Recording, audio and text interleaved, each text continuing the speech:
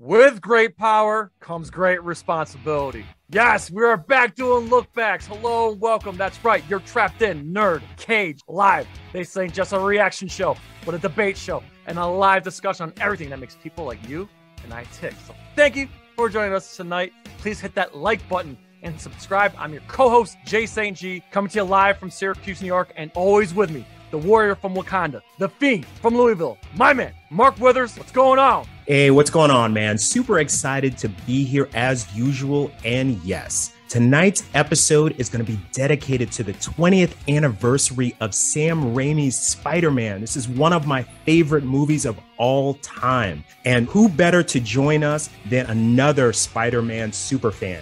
Wildman, how are you today? I am doing fantastic, Jay and Mark. Thank you for having me on here. Spider-Man has been one of my biggest things I've been a fan of in Marvel in particular since I was a kid. I remember going to the movies, midnight showings with my dad to see these three Raimi movies, in particular the first one. Awesome. So glad for you to join us. I know, Jay, you did a rewatch recently. If you would, let us know how you feel about that rewatch and overall what this movie means to you. This movie still holds up pretty damn good. And I'll just say, like, the hype train for this movie was incredible. Man, I do feel old. I can't believe that was 20 years ago. But listen, X-Men walked so Spider-Man could run. It put that modern superhero movie genre into overdrive. This movie was critically well received. It was well received by the fans. And this movie bitch slapped Attack of the Clones at the time, which really makes me happy. Just throwing that out there. But my version of Spider-Man growing up was the 90s animated series. Mm-hmm. And I felt like Tobey Maguire and Sam Raimi's version, to this day, is the closest version we got to that.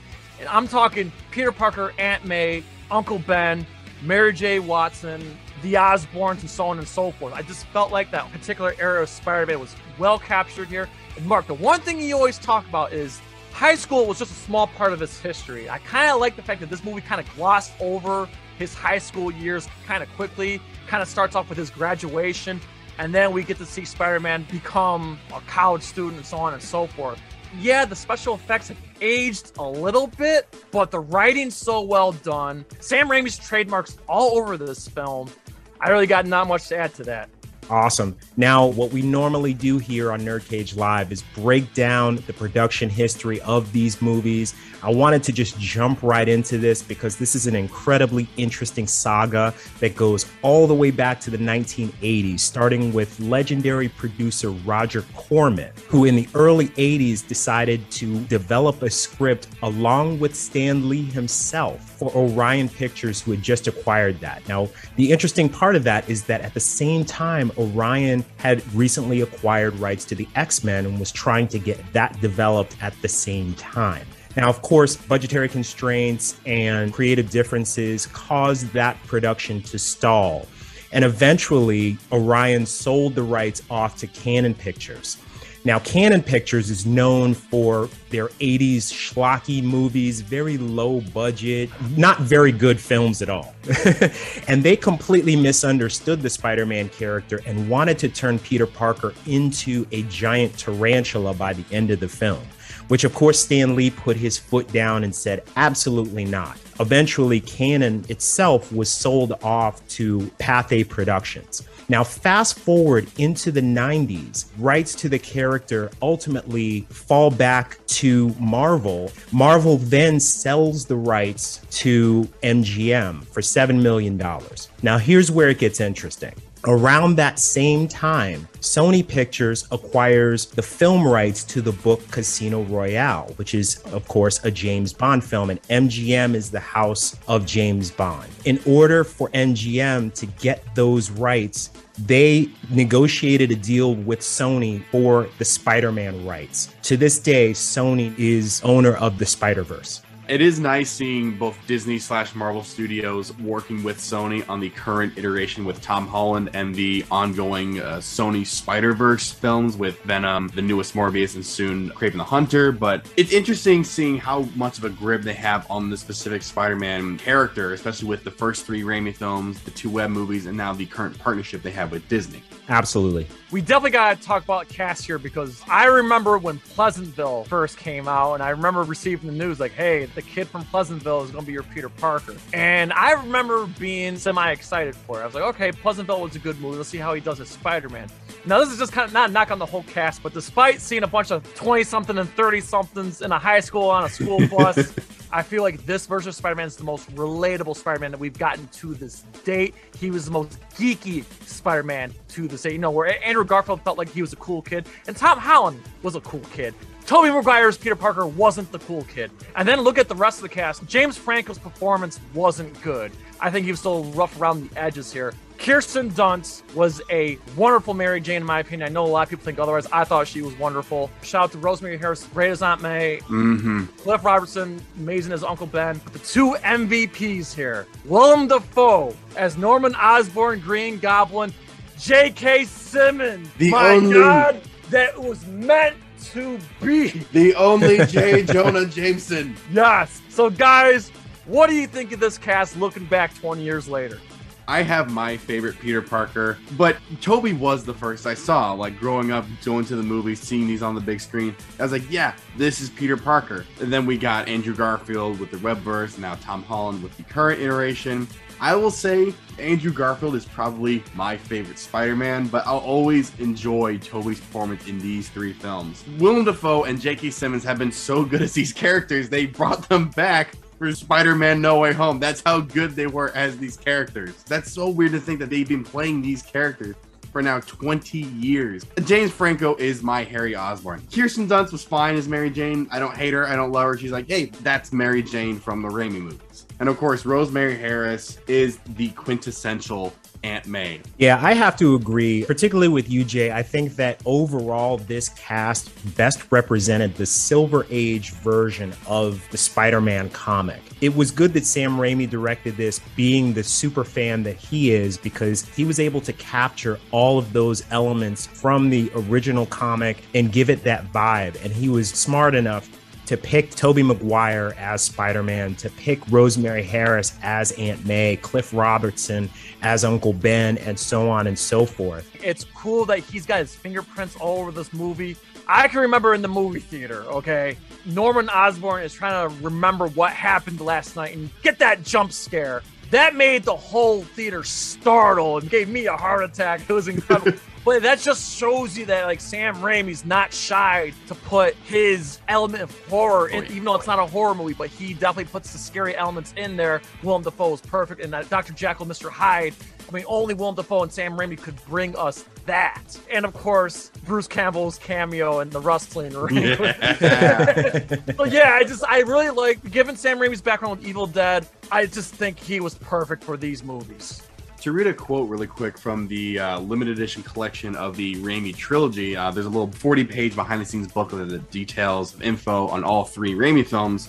One little quote I want to read from here. I went in and explained to them my love for the character and about my respect and admiration for what all the great Marvel writers and artists had created over the years. The next day, I received the word that I was selected for the job.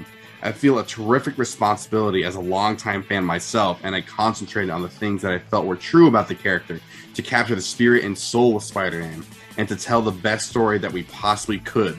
You can just tell he is a giant fan and cares so much to want to do right by the fans who went to go see these movies.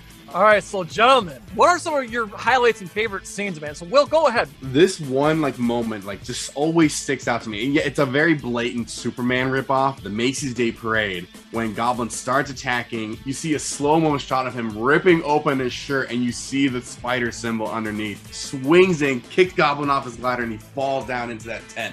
Like, that moment will always stick with me. I don't know why, but just like, that is Spider-Man swinging in action, kicking the bad guy off his whatever, and just stamping like I'm here to help.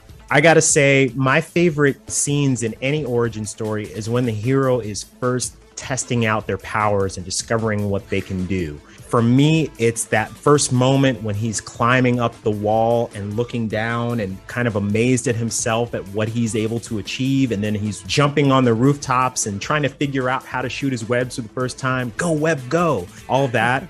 And then, of course, the fight with Flash Thompson, brilliantly played by Joe Manganiello. I don't know how he got picked to play a high schooler when he was very clearly in his 30s at the time.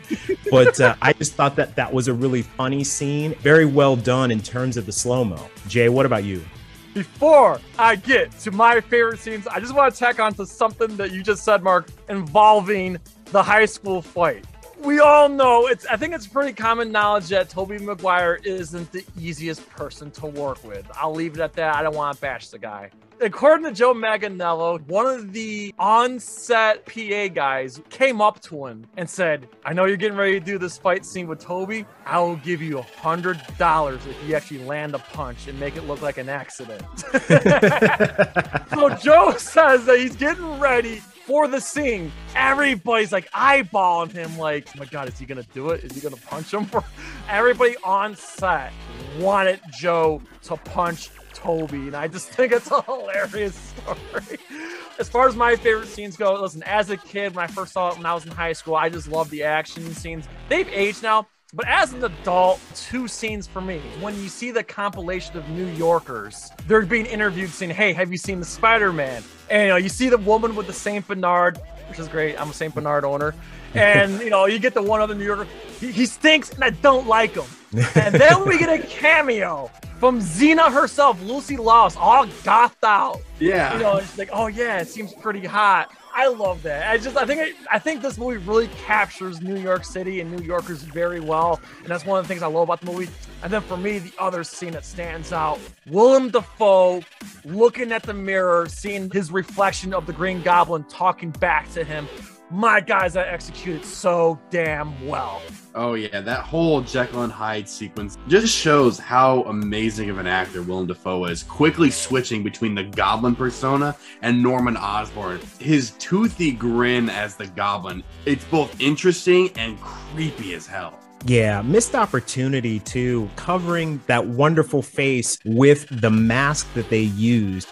While that mask didn't kill the movie for me, I would have much preferred to see Willem Dafoe in some kind of makeup or something done to his face so that we could actually see those facial expressions when he was actually on the glider. I think most people know nowadays, there was that infamously leaked footage of some sort of like makeup appliance with animatronic enhancements of a Goblin face. Now, granted, it probably wouldn't have meshed well with the metallic and like purple sheen green suit that they gave, but that is classic Goblin, that makeup test that they did. It just looks fantastic. And Jay, to put a quick note on that New Yorker scene, infamously, the teaser trailer for Spider-Man showed a sequence where Spider-Man webs a helicopter in between the Twin Towers. Yes. And since this movie was released after 9/11, they had to change that sequence to include those different cameos of New Yorkers giving his opinion on Spider-Man as opposed to the Twin Tower sequence. Now, granted, when they zoom out and you see Spider-Man and he webs off and swings, then we cut to the Daily Bugle, you see a fraction of the Twin Towers reflected in his spider lenses. I remember the environment around the time of 9/11, which was when the initial promos came out. And yep. I remember them suddenly taking them off and having to change them all last minute to take the World Trade Center out. And the movie, I think, was postponed at the time. It came out of May 2002 because of 9/11. Right. Another movie that was affected by 9/11 at the same time was an Arnold Schwarzenegger movie called Collateral Damage. So yeah, 9/11 did affect the production of this movie. But yeah, Green Goblin, I think, was the perfect villain to set off this whole Spider-Man trilogy, because Green Goblin was one of the most prominent villains, and I'm glad they started with him. Yeah, in the original treatment, it was going to be the Green Goblin and Dr. Octopus in the same movie. Oh. Yeah, and they decided sort of halfway through pre-production that it would be too difficult to develop those characters and give proper origins to both within a 90-minute to 2-hour movie. So they decided to split those story arcs into Spider-Man 1 and Spider-Man 2.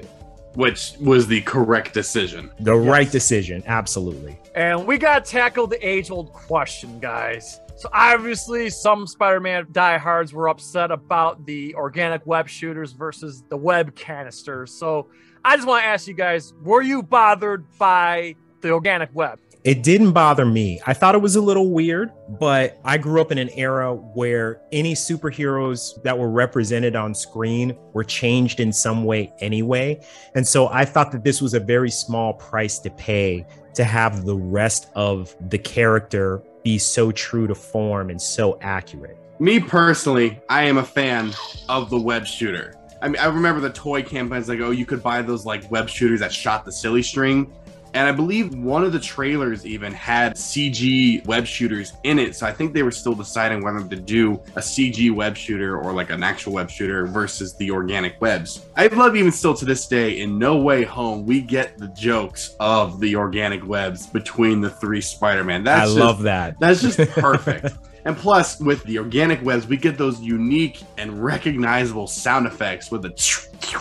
You play those in any sort of Spider-Man media, like, oh, those are the Raimi web sound effects. Yeah, I wasn't too bothered by it. The thing that bothered me more, honestly, this is definitely a nitpick. I would have preferred being him bit by a radioactive spider instead of a genetically enhanced spider. That's just me, though. And you could argue that it was radioactive in its genetically enhanced properties. Right. And I think that speaks to Raimi's sense of verisimilitude in terms of developing the character, right? Because at the time that Stan Lee developed that origin story about a radioactive spider, not a whole lot was understood about how radioactivity works. Well, we now know that radioactivity absolutely causes cancer, absolutely erodes the human body, and causes death almost immediately. He probably took all of that into account and decided to change that. Now, speaking to the web shooter versus organic webs, and this is very odd to me, that he thought that having the webs come out of Peter's body was more believable than a high school student being able to engineer and develop mechanical web shooters. And that's why he made that choice. Even though he's a genius and so on and right. so forth. I would have preferred that too, yeah. We got to talk about Danny Elfman and the score and that banging soundtrack. Danny Elfman's score, to this day, is like my favorite Spider-Man score and maybe in like my top 3 favorite superhero scores ever composed. I love it. As being a metalhead and a rocker, man, I just love this freaking soundtrack. I mean, Sum 41 with Kerry King, Jerry Cantrell, Corey Taylor's Bother, Alien Ant Farm, Macy Gray, who's in the movie. Shout out to Training Day. The one we definitely got to talk about is the main theme song, Hero, from Chad Kroeger of Nickelback and Josie Scott of Saliva. That was the biggest song in the world. There's no denying that. Say what you want about Nickelback, but that song is a great song. By the way, I'm a huge Saliva fan, and Mark, that's how we met. Absolutely. I toured with Saliva. Yep, that's how we went. When you guys were on tour and you guys came through. I'm so glad we're doing this look back in particular. We'll get to talk about this. But Josie Scott was only paid $5,000 when that was the biggest song in the world. I got a feel for Josie here. Now it's hard for me to listen to that song, knowing that he got ripped off. Outside of that, I mean, it's a fantastic soundtrack. Guys, is there any songs from that soundtrack that really stick out to you, or if you want to talk about the score, go for it. Raimi's and Elfman's world and score are quickly recognizable in terms of film soundtracks and superhero theme songs. You play the opening theme, everyone's like, yeah, the Tobey Spider-Man theme. Like, it's so easily recognizable and easily one of the greatest superhero theme songs for any Marvel character. The entire score as a whole is fantastic, but I'll never get that theme song out of my head. It's just so good. You'd have to say that Danny Elfman was the Hans Zimmer of his time. When you thought about movie soundtracks, particularly in this new era of comic book movies and superhero movies, you really thought about him because of Batman 1989 and Batman Returns and even the animated series. It's not surprising to me that he would come up with such an epic sounding score, completely fitting for this film. Now, when you talk about the soundtrack itself, my absolute favorite song on there is one of my absolute favorite songs, which is Bother by Stone Sour. It was a surprising hit for the type of music that they do, but it just fits so perfectly. Even to this day, I just really enjoy that song. All right, guys, so let's give this film a rating 20 years later. So, Will, what would you give this movie 1 through 10? Oh man, why you gotta do this to me? We do that here in the case. I know, man. It's hard to rate just the first Raimi film because I love all three. Spider-Man 2002. Well, I'm probably gonna have to give a solid 8 out of 10. The cast, the score, just the environment that movie creates will always like hold a special place in my heart. Whether Tobey's my favorite Spider-Man or not, I'll always like look back on these films and watch these films with such great memories and just full enjoyments of what is presented by Sam Raimi and company. I'm going to give this a 9 out of 10. Again, this is an all-time favorite for me. Where X-Men showed general audiences what was possible, Spider-Man only reinforced what was completely doable and what should be done going forward. It's a movie that definitely holds up. The performances from Tobey Maguire, from Willem Dafoe, Kirsten Dunst, and the rest of the cast are phenomenal, not to mention J.K. Simmons. It's an absolute winner for me. I'm going to meet you guys in the middle. I'm going to give this 8.5 out of 10. Some of the special effects have aged, but this movie has just enough goofiness not to be too goofy. Plenty of action. It's well paced, well acted. It may not be perfect, but this is the closest thing to what Spider-Man was to me growing up. And at the time, I thought it was the best comic book movie, only to be toppled by Spider-Man 2. So that being said, we please ask you to like, comment, subscribe, ring that bell, spread that shit like syphilis. So USA from yours truly, Syracuse, New York, to all of our friends and fans around the world at NerdCage Live. As always, enjoy life, stay safe, and good night. Sayonara. Mark, is this the poster? Yeah, that's the one. I had a full-length poster of it, a full-size poster of that. So it is currently, this one in particular on eBay is currently listed. You can either bid on it for $199 or you can buy it now for $260. So yeah, it's fair to say that this thing is a rare hot item for Spider-Man fans nowadays. I think I might have paid $3.99 for mine. Of course.